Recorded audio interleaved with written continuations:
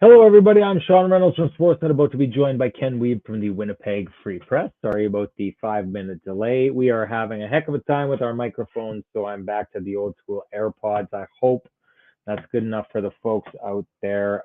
Man, we are having all kinds of problems, so we're just going to try and figure this out.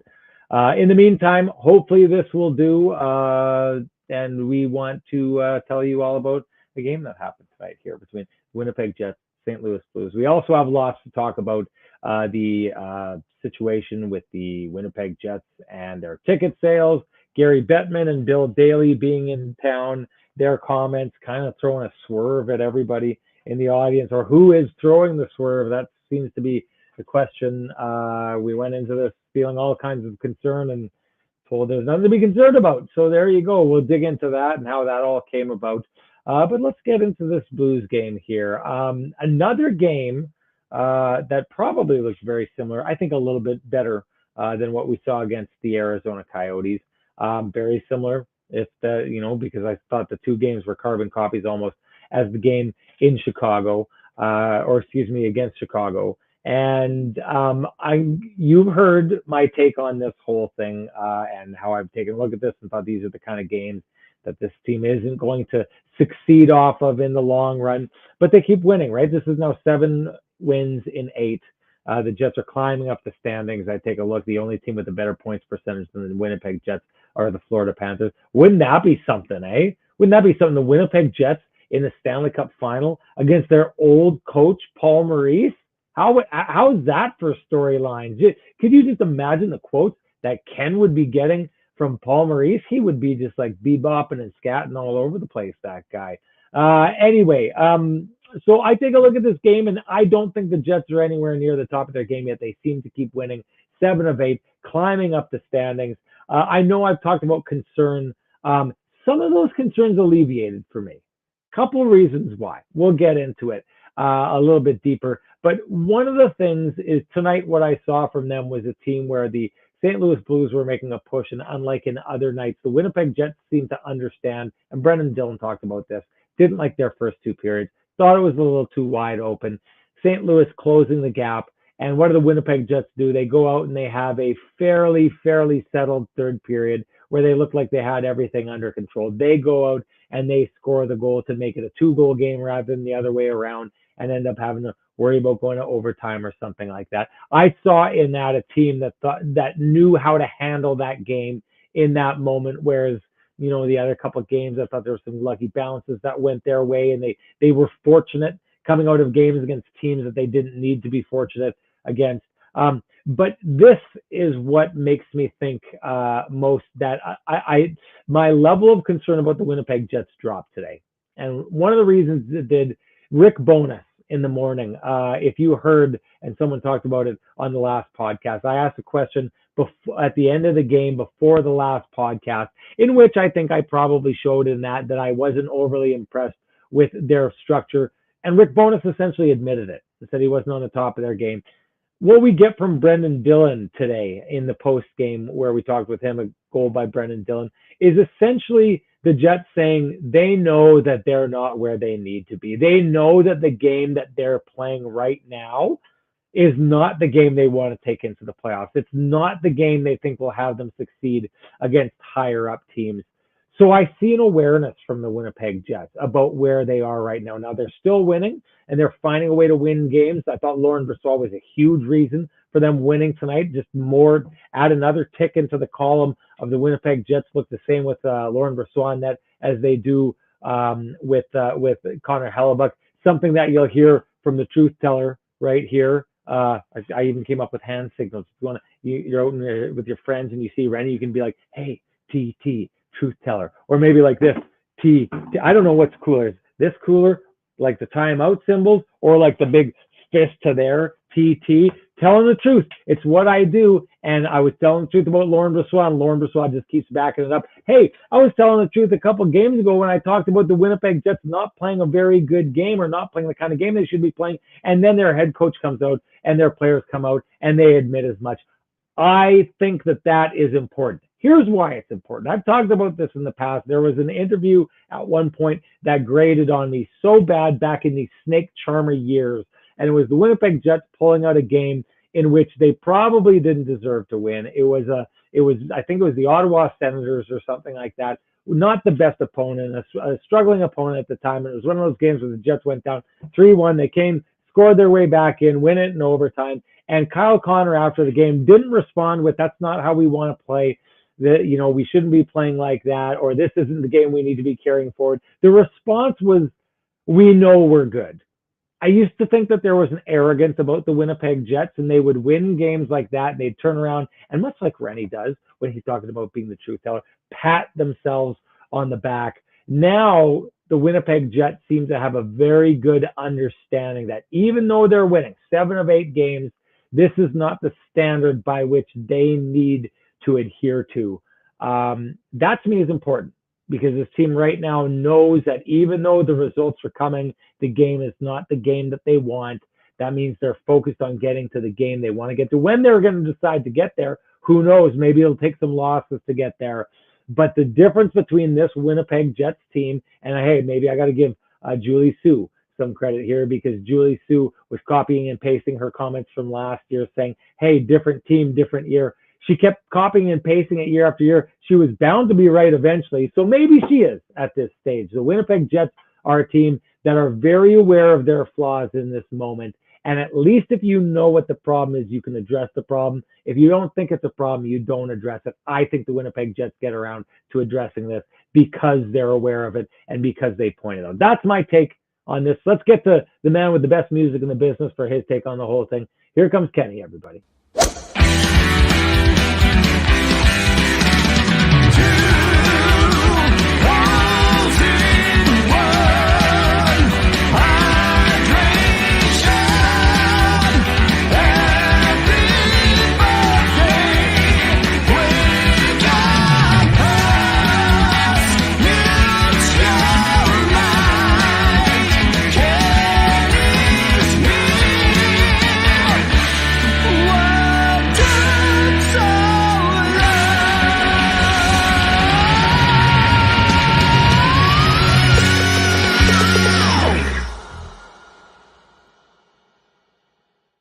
Kenny, let's do this quick. Your music rocks. We all know that. But mine does too. And T-Shoe says, "Hey, heels knows how to dress.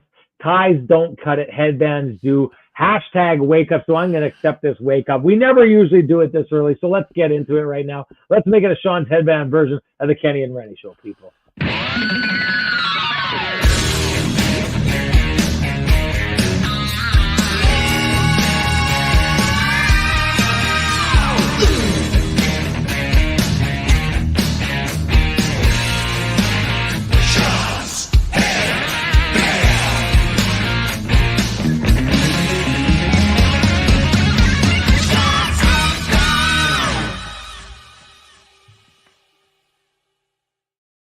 Oh, Kenny, pulling this thing on is like stepping into a perfectly temperatured bath. Hey, I gave our main man at Vittorio Rossi, Frankie, a call today, because with the truth teller gimmick that I'm going with now, I'm like Chris Jericho. I reinvent myself so often. But hey, I got a hold of me. You know those ties that they kind of stick out this way, and then they've got like 2 lines that go that way, like the Colonel wears them or something like that. I said to Frankie, maybe I get one of those and I pin the 2 bottoms together. So I basically am wearing a T as a tie, and he told me to get real. That's not what Frankie does. What Frankie does is makes us look like we look right now, like $1 million bucks. So if you want to look like Kenny and Renny, head on down to Corden Avenue to the Vittorio Rossi. Tell them Kenny and Renny sent you. Ask for Frankie and the boys, and they will do you up right. Ken, I've held you back long enough.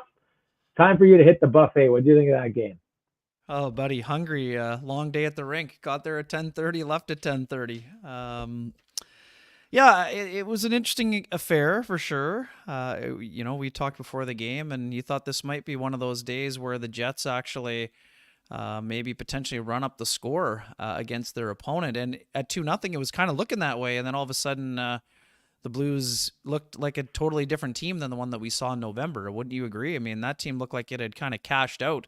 This team battled back, and we're basically right back into the game until Alex Iafallo salted it away with a insurance marker for his 1st and 21. So I thought there were stretches. I thought, you touched on Brendan Dillon. I thought he kind of nailed it. Like, it's not like they're playing horribly for 50 minutes, but they also recognize that they aren't playing at their best. So Sean, like you said, the biggest difference between last year and this year is everything was okay last year, even when it wasn't going well. Whereas this year, the team knows that, yes, they are finding a way to win. Yes, they have won 7 out of 8, but there have been stretches and sometimes extended swaths where they haven't been in their structure. But guess what? They found a way to get back into their structure when the game was on the line, right? So to me, there's value in that. It's not the formula, it's not the template, but I think it's important to the difference again, when you're reaching back for something, before when the Jets were reaching back, they were trying to reach back for offense to score their way out of their mistakes. Now, when they reach back into the well, their foundation is definitely based on foundation of structure and defensively sound play. So we saw a bunch of examples of back checks, and we saw Kyle Connor on the back check. We saw other guys picking up the trailer and things like that. We didn't see a ton of odd man rushes for the Blues. You saw them creating chaos on the forecheck. You saw some disruptions. You saw some Nikolai Ehlers wizardry finding Sean Monahan. Exactly what we saw on Friday night, Sean, where you and I both felt that those guys were starting to have things happen organically for them. And today was another great example of that. For all the talk about the first line getting hemmed in, they did a much better job of doing the opposite, hemming in their opponent for wide swaths of the game. Were they on for 1 goal against? Yes. But Sean, I would argue that, Braden Shen did an excellent job of battling and winning a battle with Nate Schmidt that set up the chance for Jake Neighbors, that set up the chance for Brandon Saad. That wasn't the Jets' top line getting hemmed in because they can't defend.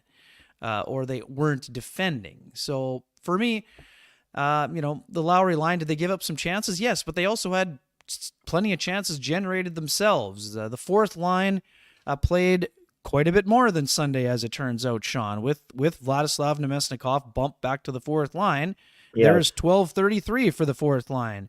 For Cole Perfetti, 10:30. So, right around what we saw on Sunday, but I thought that for the first 2 periods, he was involved. He was looking for his shot. He made an exceptional pass to Nino Niederreiter on the doorstep where Joel Hofer absolutely robbed him.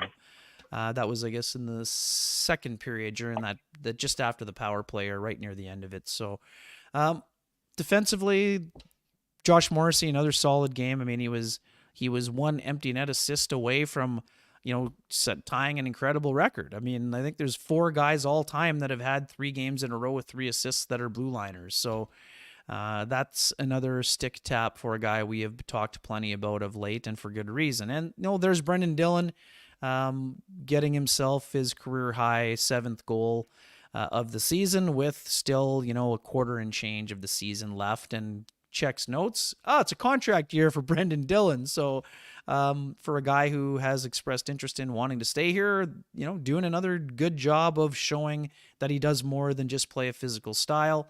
And as Zathalis says, Laurent Brossoit was great again, and he absolutely was.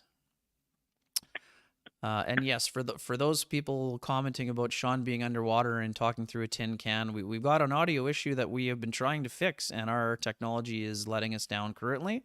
So we are doing our best. So thank you for your patience, everybody. This is as good as it gets.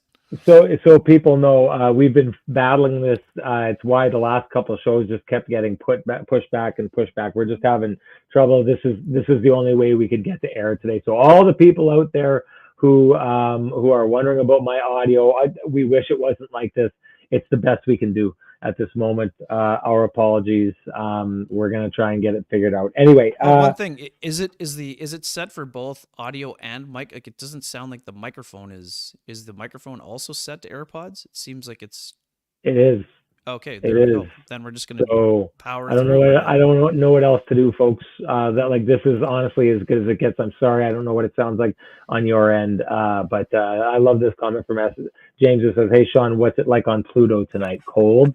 That's good. That's good. I'm glad that you are very understanding, laughing very at understanding Kenny bunch. and Renny's pain especially. Hey, the truth, I'm going to tell you the truth. The truth is this sucks right here, what's happening tonight. Sorry, we're just going to have to make the best of it. Let's dig a little bit deeper into that second line. So what I saw from this second line a Sure. couple games ago, not last game, but the game before, was Nick Ehlers scoring a couple of goals on individual efforts. But what we also saw was a little bit of them starting to click and something that was working. Tonight, it looked like it worked entirely. Like it looked like three guys who kind of know where everybody's going to be. They know what their roles are. Iafallo, basically playing extremely defensive, but then just going to the front of the net, goes to the front of the net. He pops one in. That's the kind of goal you want a guy like Iafallo scoring on that line. And I'll, early hint for me, this is the one that is the lamplighter.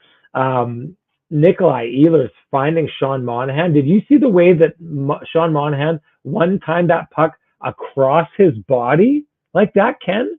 That's amazing. That's amazing. He was fully facing the boards and basically took a one-timer. Like if this is 12 o'clock, he basically shoots a one-timer at 4 o'clock, 4:30, heading in a direction I couldn't typically see a guy doing that. But the way that he found him there, the way they were working tonight, they seemed to be mostly, for the most part, working in the Blues end. If anyone was wondering about trying to get this second line going, this seems to be the equation. And hey, I know they're out there listening. At the Kenny and Renny get together, our last one, there was a real fervent group of people staunchly defending Cole Perfetti. And listen, I've got nothing against Cole Perfetti, but I'm a realist. I'm a truth teller. The truth of the matter was essentially that Cole Perfetti had an entire year to try and show that he could impact. I don't blame what's going on Cole Perfetti specifically, but this reminds me of someone else in the chat room who likes to talk about the idea that Ville Heinola needs to be brought up and given a wide berth of games to make mistakes. That's not how this works. Cole Perfetti was given a lot of time to make something work up there. It was not working, and as soon as you put these three together, it is working. Cole Perfetti, to a degree, has now worked his way off the second line, found his way on the fourth line. We can talk about that there, but this is how the NHL is supposed to work. You get paid millions upon millions of dollars to play in the NHL because you go and you produce results. It's a results-oriented business. That's it. Right off the bat, with just a very small sample size, it could change, but as of right now, Maurice, that says Perfetti's getting more chance on the fourth line than he was on the second line. It's working. That's a conversation to be had. But as it stands right now, the biggest no-show so far for the Jets this year has been their secondary scoring from their second line, because the third and fourth line were taking care of it for a while. Right now, it's looking like the best iteration of a second line that the Winnipeg Jets have had all season, Ken. Yeah, they've been great, and I was curious for your thoughts on a couple items.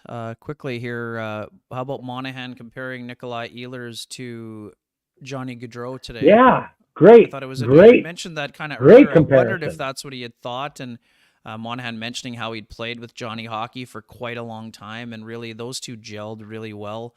We're fortunate to have several friends who cover the team closely, and that's one of the things that Wes Gilbertson said to me, that Sean Monahan and Johnny Gaudreau are, basically really close friends, played together for a long time.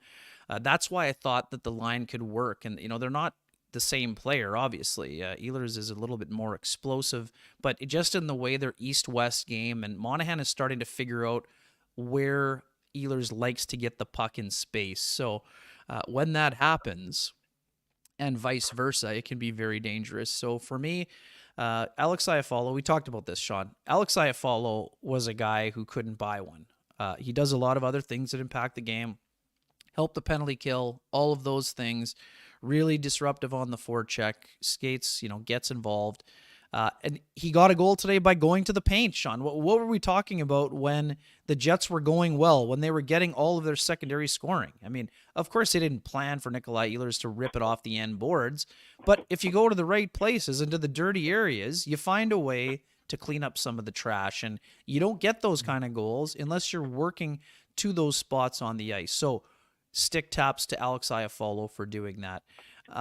Sean Monahan, enjoyed talking to him this morning, Sean. It was actually the first time I think I've been in an interview with him. I mean, he's spoken twice on the road after games, and on when after the trade, I was still in Mexico and you were still away. So um, he's very to the point, as you know. You said it yourself when you were on Hockey Night and you had him on. Sean pulled out the cliche meter, which happens on occasion, but he's a guy who gets to the truth very quickly. So I liked what he had to say this morning. Just sort of getting back to the other part of that equation with Perfetti. What did you think of Rick's answer this morning about Cole? It wasn't as exactly a ringing endorsement of why he was moved to right wing. Basically said that's like that's the last place before the trap door opens to keep a player in the lineup. Basically, wasn't that how you interpreted it too?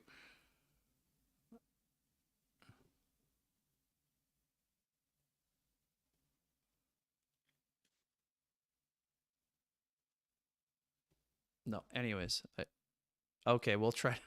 I'll get back to the filling machine. So, for those of you who missed it, Scott Billick asked Rick Bowness if I think the idea was that Rick told us about 3 weeks ago that his idea was to keep Cole Perfetti off of right wing, and now he has changed his mind, and he just said that Morgan Barron is more comfortable on the left, and right now the only place for Cole Perfetti, if he's not on that second line, is really on the fourth. So he's going to have to adapt to the right wing. So Cole's trying to take steps towards doing that, and today was another one of those steps. Like we said earlier, I thought he was more involved in the offense. The other day, no shot on goals, no shot attempts. Today, 2 shots on net, one that was attempted but blocked. He had a takeaway as well. I thought he was moving a little bit better, but overall, still a work in progress, but he's working at it, which is important. And then we'll sort of go back and forth from the second and the fourth. But here, Esnack also saying if Monahan can stay healthy, sign this guy for 2 years. Couldn't agree more. I wrote about this last week. I think it's even possible that the Jets could sign him for 3 years, quite frankly. So we'll see how it goes. I mean, his market, we're going to see what the market value is. He's a guy who is fitting in incredibly well here. He is on a show me contract, and that means he's going to be getting a raise from the $2 million that he makes. But obviously for the Jets, if Monahan were interested to stick around, Sean, I mean, this is a guy who isn't going to be making 8.5, which is what Pierre-Luc Dubois is making, for example, previously in that second line center role for the Jets. So I think there is a pathway to him extending with the Jets. Is there a guarantee? Of course not. But overall, this is a guy who's fitting in seamlessly. Sean, you were doing your best to give the guy some credit and about sparking the power play. And Sean basically was like, I don't really know if I deserve any credit. I wasn't really paying attention to the Jets. To me, I think that he knows exactly what he's brought to the Jets power play, but is not interested in taking any credit for it. That's what it sounded like to me. And I'm curious if you have a different take on that than I do. But we'll get to that in a minute. Today the power play 0 for 2. I thought it was moving it around okay again, but I was also curious what you thought, Sean. We noticed that the Blues coaching staff was paying close attention to the morning skate where the Jets were working on their power play, and I wonder if they applied anything to that in the game here this evening when they were, after doing their pre-scout. But I don't know. I thought that they moved it around and got some chances, but just didn't get a reward this time around. But maybe you feel differently, but we'll get to that when you can. In terms of the rest of the game, Vladislav Nemestikov, really good chance. He's been buzzing. 4 shots on net, 6 shot attempts, a hit. He's been really feisty the last little while, and that's an area where I really think that they can excel. Give me a test here. No. And Brendan Dillon, very feisty. He got involved with Oscar Sundqvist, and no.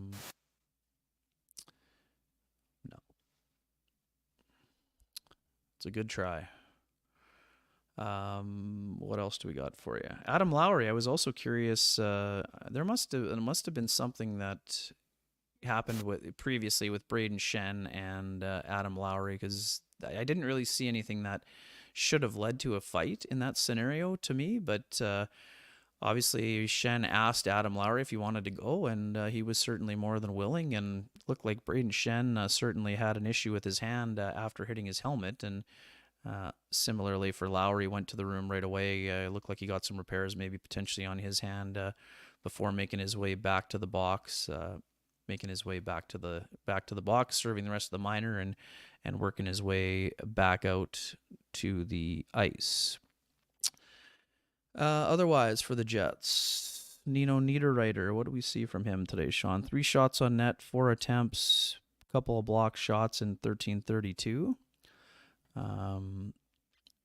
You were asking Rick Bowness. I was transcribing already, but you were asking Rick Bowness about that line. And let me double check to see what he had to say here. Excuse me. Thanks for your patience, folks. We're still going to just keep grinding here. Rick Bowness, you asked him, and let's see what he said about that line, Lowry versus the Robert Thomas line.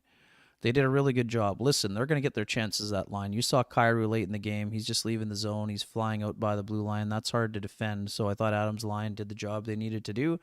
They shut them down as best they could. And I mean, Brossoit made a good save on Robert Thomas on that wraparound on the initial try, shot from the point. And there's Pavel Buchnevich, who some Jets fans are certainly interested in potentially seeing the Jets add to the mix, or certainly making an offer for him. But we'll see how that transpires. I don't think Doug Armstrong, he's made it pretty clear with the high price tag that he's not really all that interested in moving him, and unless he gets blown away by an offer.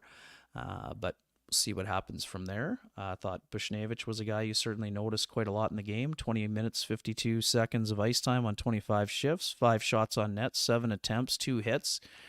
Plays a bit of a feisty game, so he's a guy that would be on the wish list of a lot of contenders, but I think he still makes just under around $6 million for 1 more year, so price tag is pretty high.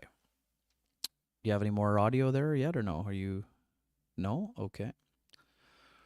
What else do we got here? How about before we get Sean back in here, we'll try to... Okay, now I can hear you. You got me? I do. Okay, I'm going to close this off on this computer.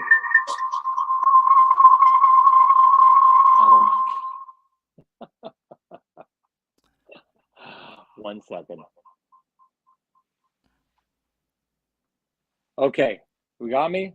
Yes, we do. That sound is way better than the other sound. Here we go. This is just it's got to be a computer issue. Sorry about that, folks. Sorry to leave you hanging, Ken. That's some first-class tap dancing. Filibuster. First-class tap dancing there. Appreciate it. So much that we can go back to. Where did your first question, was it about Perfetti? What was what did you think of Rick's response to Scott Billeck when he was getting it into it about playing right wing? So that's an interesting one. And I see Nick Lynham was upset about that, and the idea how it's gone from 9 days, about Cole Perfetti can't play on that off wing to where he is now. The difference between the two of them, I would suggest, is that on one hand, the Jets are trying to optimize their scoring. Rick Bowness talked about it today after the game, and he said it's important. They need to get that second line going. So that's been a concern for an extremely long time for the Winnipeg Jets. They know that if they're going to do what they need to do in the playoffs, they have to have that secondary scoring. The third line scoring that they had for a while was really great. Fourth line as well. Those are things I don't think you can really count on. You need to have your first and second lines going and scoring. So the Winnipeg Jets have been searching for that. So Cole Perfetti, they didn't want to move him around because they thought it's as simple as this. It's not about putting Cole Perfetti in the best spot. It's about putting other players in the best spot, right? Because Cole Perfetti is not producing or hasn't shown at the NHL level he can produce the way a Kyle Connor does, or a Gabe Vilardi does, or a Nick Ehlers. So basically, they're in a situation where they don't want him going over to a side, and they feel like they need to do that in order to make the other players accommodated. He's a secondary, third, fourth concern now. He gets moved over there because basically Cole Perfetti is just holding on to his spot in the lineup because a second line has discovered a scoring touch and looks like it can play the role that Rick Bowness has been looking for from them. So the first line is essentially locked up. They may be moving it around, but Cole Perfetti's not shown that he's a guy who could go up on that line and do what Nick Ehlers has done, what Gabe Vilardi has done, what Kyle Connor has done. And I get it. I know you're saying, well, we never saw him up there. Maybe he could. But this just goes back to this thing that I see over and over again. I hear people always arguing about optimizing the situation for a young player to be put in. Coaches think like that when they're on a team that's not competing and they're thinking, okay, next year is the goal for us. Let's bring this player in and see if we can give them some time, give them some space to make mistakes and do these things. That's not where the Jets are. The Jets have to optimize their lineup. So Cole Perfetti and how he fits, or getting Cole Perfetti going by putting him on the top line or whatever wing, that's not the concern. Cole Perfetti had a long time on the second line to pop. It didn't work. Second line is popping now again, small sample size. He finds himself not on the third line because that's not the kind of style he plays. So he's on the fourth line. He finds himself on the off wing now, not because it was an excuse before, but because they're basically trying to find a spot to keep him in the lineup. And they want him to play beside Vladislav Nemesnikov because they've shown a degree of chemistry before this, and they think they can get a fusion fourth line that has Vladdy Nemesnikov, who is a fusion player. He's great defensively, but he's got some offensive upside to him. Morgan Barron, who's scored, but is just basically what you want from him, is grinding the other team down. So you've got a grinder and defensive guy there. You've got Nemesnikov who can play both, and maybe, just maybe, you can put Cole Perfetti on that other side and he can make it pop. I'm going to tell you this right now. If they go into the playoffs and he's not finding that offensive touch and that line ends up getting scored on a couple times, dollars to donuts, Rasmus Kupari is going to go into that spot. They're just going to run a straight up grinding it out fourth line. But to me, that's the explanation of where Cole Perfetti finds himself now. This is the deal. Cole Perfetti, high draft pick. I think they still believe in him. They're not giving up on the player. But right now matters for the Winnipeg Jets. And if you can't help them right now, you got to get out of the way. Alex Iafallo has stepped up into that spot. That line is working. And this is just where Cole Perfetti finds himself on the off wing because Rick Bowness is trying to find a way to keep him in the lineup. Yeah, no doubt. Jay Miller, bring on Dallas. Sean, what did you think of Brendan Dillon's comments about facing the Stars and facing a team that the Jets should have no trouble getting up for, given the circumstances and given the fact that they've been beaten by them twice on their home ice this year already? Yeah, well, the timing's good. And I think I'd looked in the Dallas Stars or something like 4-1. They probably, is the game over yet tonight? If I look at them, they were 4-3-3 in their last 10 games. They're struggling right now. The Colorado Avalanche are struggling right now. The St. Louis Blues are struggling right now. And you look at the LA Kings are fighting for their lives. This is a good time for the Winnipeg Jets to play the Dallas Stars based on what's happened earlier in the year. It's a good time for them to get a good feel against a team like that. 5-1 Avalanche tonight over the Stars, by the way. Yeah, no doubt. The Stars seem a little bit lost right now. You can see that and how quickly the Jets have gone from a significant number of points behind Dallas. And now, after tonight, they will be tied with them with 4 games in hand. Look, even if Dallas finds a way to pull out of their tailspin and get a victory against the Winnipeg Jets, they'll go up 2 points, but the Jets will still have 4 games in hand. The Jets are the first-place team right now in the Central Division. They've built up a padding that is going to make it hard for them to be surpassed without them falling flat on their face the way some of these other teams have.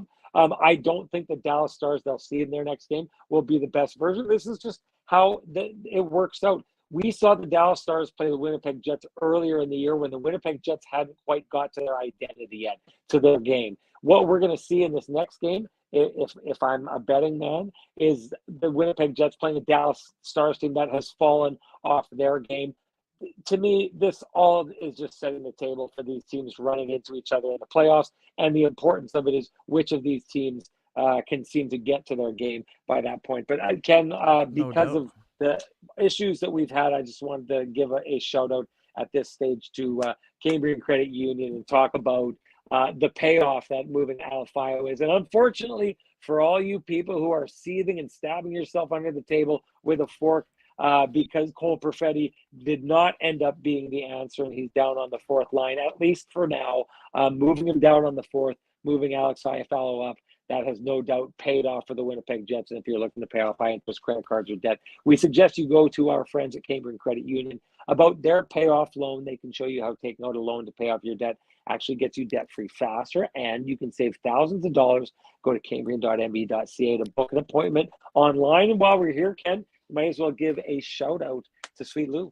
Sure. For folks who have realty needs they'd like to have met, whether you're buying, selling, curious what that house on the corner is going for, you can contact Lou Ferlin of Real LePage Dynamic Realty, 204-791-9971, or at the office, 204-989-5000. His email is lou@louferlin.ca. That's LOU at LOUFURLAN.ca. Lou Ferlin. Excellent realtor, excellent human being, and excellent supporter of the community, including this podcast. And sorry, while I have your attention, this is amazing to me. Maul thinks he has me in a gotcha moment here. Like, Sean, Nikolai Ehlers looked unreal on Friday, and there were stretches on Sunday where he played very well. I had the audacity to say it didn't look like he had his legs in the second period, and Maul somehow thinks he has me in some aha moment. Maul, did you not agree that he was looking a little bit less explosive in the second period against the Coyotes? Because otherwise, I thought Nikolai Ehlers has been excellent in the last 3 games, and I've made that opinion very clear. What I also said is that right now, based on whatever Nikolai Ehlers has been dealing with, he's not ready for 20 minutes a night, and I stand by it. Give it to him, Ken. You know where. Yeah, you know what it is? It's straight up wake up territory for Maul, and thank you for playing. Well, there you go. You got to handle the business here, but that's the Pristine Roofing wake-up call. And you know what that means. Time to give North End Rick the Pristine Roofing wake-up call. He's the guy who you call down to your house if you have any roofing, siding, exterior needs or wants or emergencies. He's the guy who knows how to tell you exactly what's what and give you a great quote for Pristine Roofing to come take care of your business. You could also call Pristine Roofing themselves.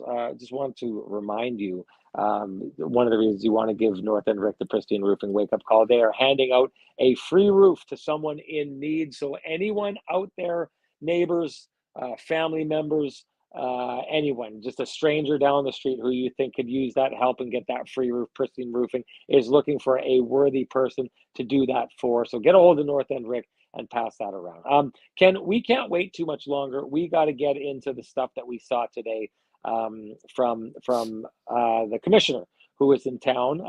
I'm just going to tell a funny little story before we get down to business. I asked the first question here of him, and he, got into it. But one of the things that I thought was kind of funny is that the commissioner, Gary Bettman, quoted, he said, he started answering my question, and he quoted an answer to a question that he had back in 2011. He referred to it and talked about a quote where he said, in order for this to work, we're going to have to fill the building. What I thought was hilarious is his answer that he was quoting was to a question that I asked him back in 2011, which I think if you go back and listen to that press conference, I do think that was the star question that he answered. Like the best elicited answer. It was the most impactful answer, and it came from a question from Renny, who wasn't even in the sports media landscape. He was the late night news host at CBC back in those days when he delivered that Renny trying to steal the spotlight. What a surprise. This is what I do. But I felt like I was in the movie Inception. It was like just layers and layers of going back and like competing with myself. I felt like he was saying, back in the day, I was asked this question. I gave this, it still rings true today. And I was like, must have been a good reporter who asked you that. Anyways, humble brag. I mean, here I was thinking that the fact that Paul Terren and I cornered David Thompson for a quick answer when we were shooting videos for the Winnipeg Sun and Post Media, and he gave us a minute and 20 answer about how Bobby Orr was his favorite player and what hockey meant to him. But you stole the show again before we were even partners. I mean, I'll tell you this, Ken. It's not bragging if it's the truth. There you go. These lines, someone got a hold of me today and they said, man, have you been watching 80s wrestling or what? What's going on? There Anything else you'd like to drop? This gimmick, there is no end to the places you can take the truth teller character. Anyways, let's get to it and get a little bit more serious, Ken. What did you take away Gary, excuse me, Well, I need you to from handle the Bettman. Bettman part because, I mean, I wasn't in on the Bettman presser. I did speak with All right. him Well, in the afternoon. why don't you take away the day and your takeaways from the day, and then I'll come back after that. Yeah, no problem. I mean, for folks who don't know, I spoke with Gary in the early afternoon.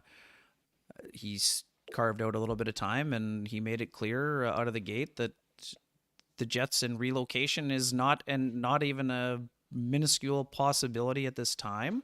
He talked about what he meant for the market, what the team means in the marketplace, and yes, they would like to get the attendance back up, but this isn't a code red situation. He wasn't here to, be the villain and say, if you don't sell the tickets, we're moving the team. It wasn't like that at all. And from what I understand, I mean, I spoke to a couple of people who were in on some of the business meetings.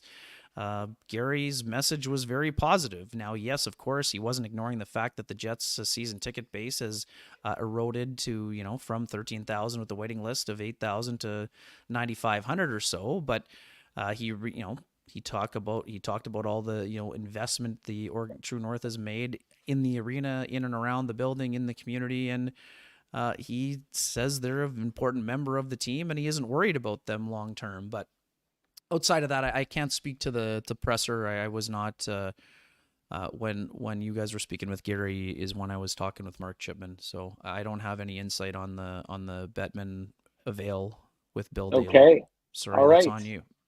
Let's pile it on me. Let's pile it on me.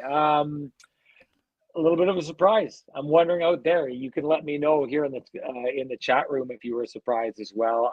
The tone of this was not that I don't agree with everything Gary Bettman said. I thought the most important thing Gary Bettman said in here is the reason why when people have got a hold of me, and I've had a lot of you texting me, messaging me, a lot of people are really concerned that the Winnipeg Jets were on their way out of town. And I've said this time and time again, if the Jets leave, I don't have a job, right? Or else Sportsnet is picking me up and dropping me off somewhere else. Like I'm going to Montreal or something like that, if that's the case. And hey, I don't speak French. I'm working on it on Duolingo, but I'm not there yet, folks. So, are you threatening to relocate, Sean? Hang on, before this gets out of control. Does the chat room need to be concerned? I am not. There's not a pipeline. Thank you for setting the record. Thank you for setting the record straight. Anyways, to get back onto this, I've got a wife. I've got 2 kids. We live a block and a half from where my wife grew up. She loves the city. She doesn't want to go anywhere. So I'm as invested in this as anybody, maybe more so because it would affect my livelihood. There's not a moment here that I've thought, oh boy, what do we got to do? What's the backup plan if the Winnipeg Jets leave? And Gary Bettman nailed the reason why. And if you've been messaging me, I've been telling you this for a while. Yeah. The Winnipeg Jets are the economic engine for the True North Empire, which is just not an owner of a hockey team. They own a wide swath of the downtown. Gary Bettman talked about that and the idea that it would be ludicrous to think that the Jets are just going to up and leave and that there's not going to be a commitment to keeping them here. Because listen, if Mark Chipman loses the Winnipeg Jets, there goes the economic engine and all of these investments that he's made downtown that are predicated on bringing people downtown and bringing those dollars to the downtown and him making money. This would be, there is nobody who wants the Winnipeg Jets to leave less than Mark Chipman. So I have thought this right off the bat. The fact that some people were talking about them leaving and, out of town next year, this is ridiculous. Also, organizations that are failing show signs of failing. Their payroll goes down. They start selling off, major assets and really good players. They start being that team that is just an also-ran. The Winnipeg Jets aren't even close to that. The message coming from Gary Bettman essentially is saying that Mark Chipman is saying this not because the team is in danger of leaving. It's because what Mark Chipman wants to be is not just a sports owner. He wants to be a guy who's got a team that's competing for the Stanley Cup. He's saying to you, we need to get to this amount of season tickets if we want to continue pressing and doing what they're doing right now, challenging to be one of the best teams in the league, having the potential to maybe go deep in the playoffs, maybe one day be the kind of team that brings a Stanley Cup to the city of Winnipeg. That's what he's trying to do. Before they came out, I had said this on Jeff Merrick this afternoon. I'd said exactly this, that's what what I thought was the situation here. I didn't think that they were leaving, but I will say this: Gary Bettman talking about being surprised and caught off guard that the market was worried, or that was talking about relocation, that seemed a little bit disingenuous to me. Why? Because this is the third time now that True North, through their ad campaign last year, where they hinted at the team leaving. I don't care how you look at it. That's how a lot of people took that. Okay, let's say it like this. Whether you believe they were hinting at it or not, it was taken that way. And it's the job of you as an advertiser to make sure that your message is getting across loud and clear. And too many people took from that ad campaign that the Winnipeg Jets were threatening leaving for it not to have been a miss. Then at the beginning of the year, once again, you, the fans of the Winnipeg Jets, became talk of the national sports media because Chipman went out and spoke to Darren Dreger and brought up these issues, and right away again people were talking about it. And then this time around, his words were, we need to get back to that base of 13,500 or whatever it is, season ticket holders, if this is going to work. It is disingenuous of Gary Bettman to suggest that he thinks it's crazy that people went to this conclusion when this was the language. So I would say this: I take it at face value that Gary Bettman interpreted it this way, that that's what Mark Chipman meant. But boy, oh boy, 3 times for True North in this situation to put out stories with the national media, ad campaigns that have people landing on the idea that they're threatening to take the team out of town. Start hitting the mark. Start hitting the mark, True North, and making sure that your message is getting across clear to fans, because it's not ridiculous that people took that away from this. It sounded like that the owner of the Jets was saying that it's not going to work here unless people get here, and people were taking that as the team leaving the town. Gary Bettman can make it sound like people raced to conclusions or that the media was being negative. He can do all those things however he wants to. This is 3 times now that fans have taken away from True North that there's problems and they need to leave the town. Their messaging needs to be better if that's not something that they're hinting at. Just quickly on that, just quickly for the folks who didn't read my article at the Free Press yet, in terms of relocation, when I asked Gary about this, no, not at all. It's never been discussed. It's never been considered. For all the folks saying Gary Bettman doesn't care about Winnipeg and that he'd prefer to be an American market, if we weren't invested in the Jets here long term, the Jets wouldn't have been here to begin with. That's a silly narrative. Sean, to your point about the messaging not maybe getting out properly. Well, I mean, I asked Mark about that and about about what he meant when he said 13,000 wasn't going to work. And this is what he said: we feel like we need to get back to 13,000. And the reason for that is it's not an issue of do or die or viability or not. It's long-term health, and competitiveness is dependent on a healthy season ticket base. So, what he is saying is not buy tickets or we're out of here. What he's saying is that if the Jets don't have a little bit of a renewal of support, whether that's from corporate, which we know was a topic of conversation, both with Gary Bettman and in my conversation with Mark, where the Jets are at 15% and the next highest or lowest team in Canada out of the 7 teams is at 45%. What it means, we've already seen this with the Jets, Sean. In 1.0 version of the Jets traded Teemu Selanne. They didn't want to trade Teemu Selanne, but you can't be a cap ceiling team, and the Jets don't want to be a cap floor team. The joke in the market was, the Jets are happy just being a member of the team. That's not what the Jets want to be. From my conversation today with Mark, they want to win a Stanley Cup. They want to be competitive. And the other thing, the salary cap's going up. So if the season ticket base goes down, they're not going to be a cap ceiling team anymore. So anyways, lots to chew on today. There's no doubt about it. There was a lot to be gleaned from both Gary Bettman's, public comments from his interview with me and from my chat with Mark Chipman. And, I understand some folks were, upset and out of shape. I've seen some emails just like you have, Sean, some people sharing with me. And, we talked to Josh Morrissey this morning. I mean, people are saying, well, the Jets got to get out in the community. Well, yesterday, Mark Chipman and Mark Scheifele and Josh Morrissey went out to Bart Kivas. Kudos to him for finding out the story.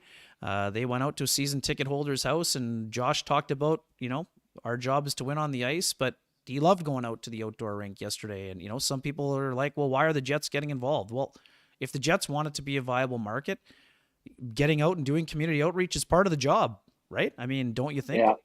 Yeah. I'll say this. Kyle D says, I don't know how people can still say Gary doesn't care about Winnipeg. It's crazy. I'll tell you this. Literally. Gary Bettman may be liked more in Winnipeg right now than he's been liked in any market in the NHL for the last 30 years. Like, it's one of the things I said on my Sportsnet hit was, there's a love affair probably going on between Gary Bettman and the Winnipeg fans right now that probably doesn't exist elsewhere. What a turn, especially considering that Gary Bettman was persona non grata in this city for how many years after they left. I just wanted to touch on this here. Tishu says, it was crazy. The media in Toronto have an agenda. Chipman misspeaks, the marketing sucks, and they don't correct. This is a take. I'll tell you, this is a take right now. This is twice now Mark Chipman, rather than speaking with the very fine, very capable sports media members here in Winnipeg, has gone to Toronto. So to say here that he's a victim of a Toronto agenda when he's gone to Toronto rather than staying and talking with the people who know the team, that's something. That's something right there. Anyways, Ken, we're probably at the stage right now where you got to get to the Johnston Group. Got you covered. What do you got? It's, in terms of what happened today for the Jets, there's a lot going on, and I just think that I can't give Alex Iafallo the goal for the lamplighter, but for all of the cries about needing more complimentary scoring, I know we like to go for under the radar plays when it comes to got you covered, but just you were in the interview, Sean. I mean, this guy literally, he didn't actually use the word relief, but Alex Iafallo, you could tell he was in one and in a slump. And when he got robbed after the Kevin Hayes turnover, when he got robbed by Joel Hofer in the second, Alex Iafallo kind of probably thought, well, heck, what am I going to score? And, by going to him going to the blue paint and getting rewarded is my got you covered play of the game on this front. I think you nailed it there. I'll maybe give it to Adam Lowry for just getting in the fight, a captain's fight. Like, that was pretty interesting to see. And I will actually have to say this, is that I know he got the takedown. There's no doubt Schenn got the better shots in there. Is that I don't know. Did he actually connect? Best? I thought he got his visor. I don't know that he actually hit him, but anyways. It looked like he connected on at least one. Okay. So I don't know. Is that the closest we've seen to Adam Lowry losing a fight, or maybe losing a fight? I'm trying to think of times where I've seen him lose a fight before. Yeah, certainly not many. I mean, he's gone toe-to-toe with Reeves a couple of times. I don't recall. Again, I'm not sure. Again, I'd have to watch it again. I thought it was fairly even tilt, personally. All right. Well, I can't control any of the graphics that go in here, Ken. So if you want to throw that up, that would be good. But hey, do you run a small business in Canada?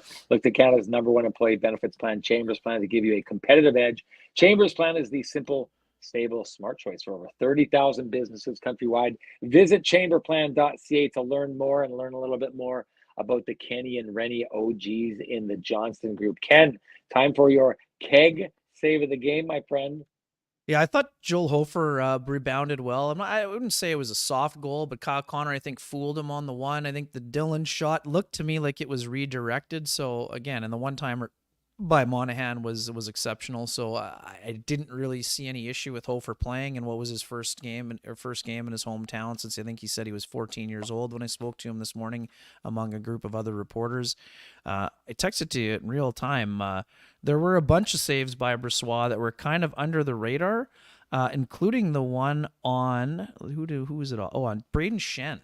It was something that it didn't even look like much because of the way he used his shoulder. It wouldn't have been a highlight reel save. He didn't use the glove. He didn't stretch out the pad. But to me, that looked like it was labeled, Sean, and that would have made it, I think, a 1-goal game at the time.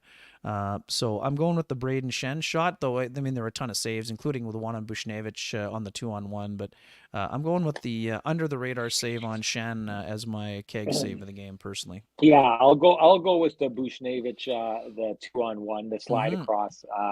It was a beauty. It's not him getting a toe on it. It's not him throwing that across. He gets the whole body across. He's there. He knows where it's going. Good defending by the Jets player to really make it so that he can concentrate on the pass. You got to take one or the other, right? If you're defending, you either have to take the shooter and not allow him to get a shoot off, or take the pass. A lot of times, I remember being younger and playing, and the coaches would always tell you, you just always take the pass. Or I don't agree with that. And in this case, it's essentially Laurent Brossoit knows by the way that's defended that there's not going to be a shot. He knows that the only chance they have on that is a pass across, so it allows him to get on his horse and get over. But we didn't talk enough about Laurent Brossoit in this game. Once again, he was the better goaltender. He was probably the best player on the night here tonight. I doubled down time and time again. There's no difference between the Winnipeg Jets with Connor Hellebuyck in net and with Laurent Brossoit in net.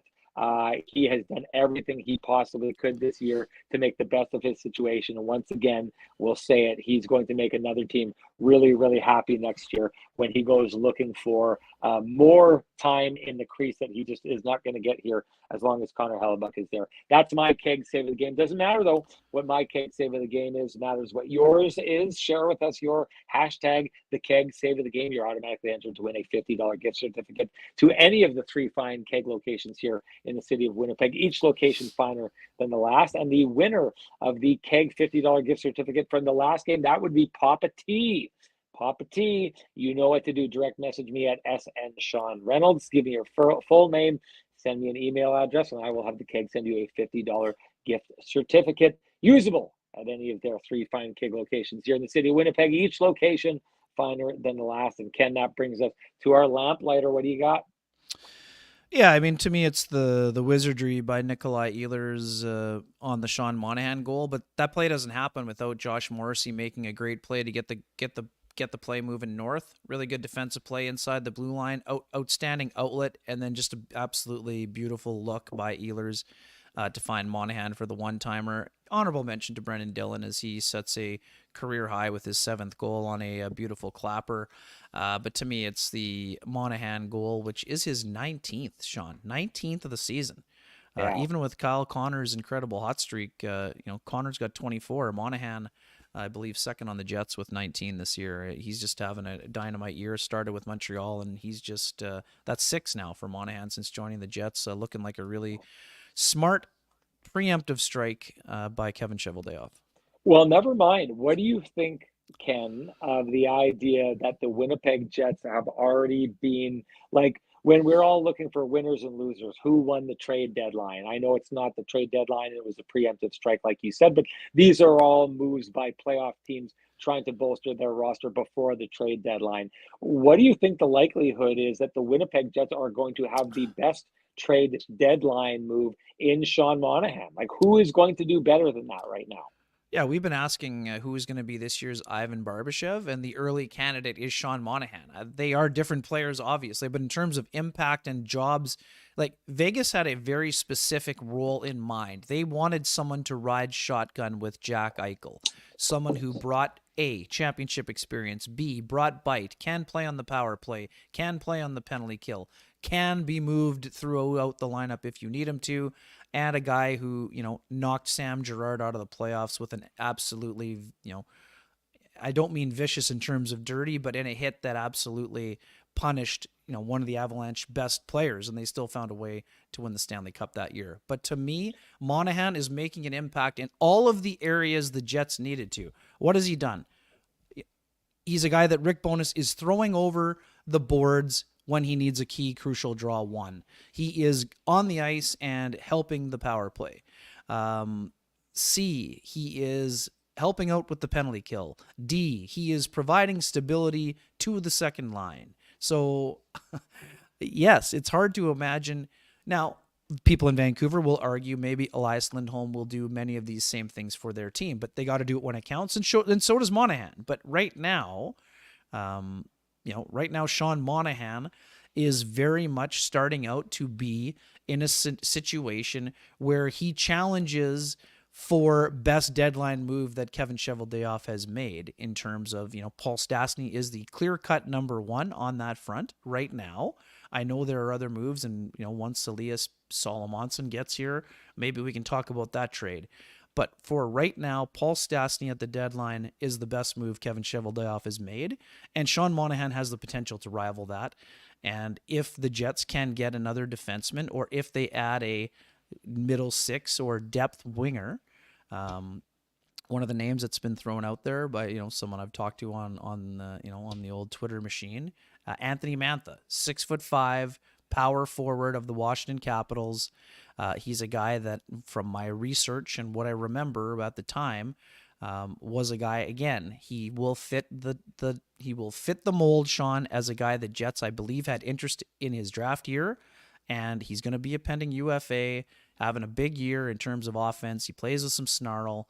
I'd be curious if Anthony Mantha is a guy that could be on the radar in terms of being another guy that plays a little bit more of the Barbashev style. But he has been plagued by inconsistency over the course of his career. But he's having a high-end season this year, Sean. So anyways, long-winded way of saying yes on everything you said about Monahan. But he's got to keep it up. He's got to stay healthy. But the way he's impacting the game and finding chemistry with Nikolai Ehlers, to me, he's a guy, the Jets, when they got Drew Stafford, they wanted to find a way to keep him around, and they did. I think the Jets feel the exact same way about Sean Monahan. And again, that will be a story for the offseason. But his fit has been absolutely seamless so far. Well, I'll tell you this. I was just asking for a little sidebar from you on my way to talking about my lamplighter being Sean Monahan's goal, but I forgot who I was talking to, and I didn't know that the buffet had restocked all over again since you feasted on it earlier. Regardless, my crab legs are everywhere. Crab Rangoon, baby. My lamplighter is Sean Monahan's goal. Great pass, but honestly, like, this is one of those things that an NHL player every once in a while will make look easy. The way that he shoots across his body, the angle that he gets that shot off, and the velocity that he gets it off with, and the accuracy that he gets it off with is crazy. That was one of those plays that regular people take a look at and they don't know how absolutely amazing that goal is. Having that skill set in the middle of your lineup now and having gone and picked it up is a huge, huge addition. Sean Monahan is fitting in just right. I'll tell you this again, Marty St. Louis, we did a Canadians game on Hockey Night in Canada earlier this year. Marty St. Louis had raved about him and said, listen, people don't realize how good this guy is because he's been injured now for a ridiculous amount of time. They forgot how good he was, and then they've thought that the times that he's been struggling with injury has defined him and how he was the new player. Sean Monahan is back to, and the Jets are getting it, back to the player that at one time was considered to be in the neighborhood of a Mark Scheifele caliber player. That's what the Winnipeg Jets have got here. That's what he's showing to be. Huge pickup and a huge goal tonight for the lamplighter. That's the one I'm picking. Doesn't matter what I pick, though. Matters what you pick. We want to hear your lamplighter, your goal of the game. And if you do that, you're automatically entered to win a frosty, delicious 8-pack of Lamplighter Amber Ale brought to you by our friends at TransCanada Brewing Company. If you cannot wait for Kenny and Renny to gift you your own 8-pack, head on down to TransCanada Brewing Company. Join them in their tap room at 11290 Kenniston, where we will be hosting our very last live podcast, April 6th. Come join us. Go to Eventbrite and look for Kenny and Renny tickets. April 6th, again, on Eventbrite. Going to be a great time. And it's time for me to announce our Lamplighter winner. That would be In Bones We Trust. So In Bones We Trust, direct message me at SN Sean Reynolds.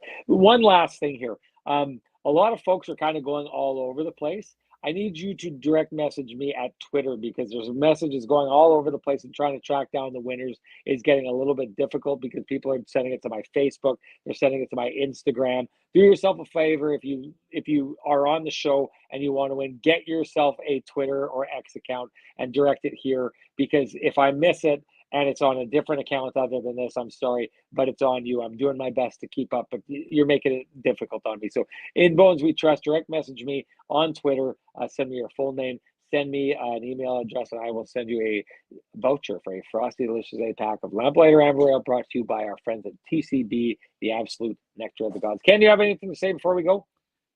No, lots happening, and yeah, I mean, please check out the Winnipeg Free Press and for winnipegfreepress.com. Lots of work in there today. We're doing our best to cover this franchise, and I was fortunate enough to get a couple of one-on-ones today, and I hope I did my best to do them justice. So feedback always welcome.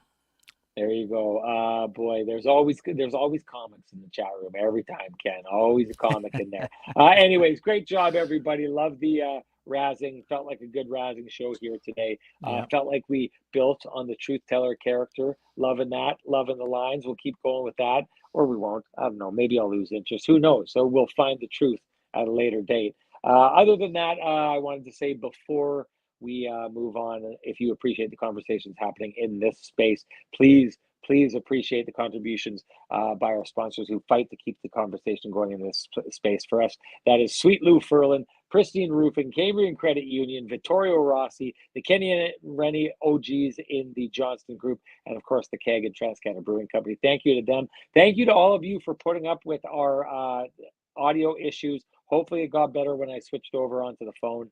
We're going to get this figured out. If it did, please let me know in the comments because that's a safe space that we could go to in the future if my computer keeps having these issues. Other than that, thank you for your patience. We will chat with everybody after the next game, a first place showdown, even though the Jets, even if they lose that, are technically, in my mind, first place because they've got so many games in hand. But a first place showdown with the Dallas Stars. It's going to be a good one. We'll break it down here in this space after that. We'll see you after that. Bye, everybody.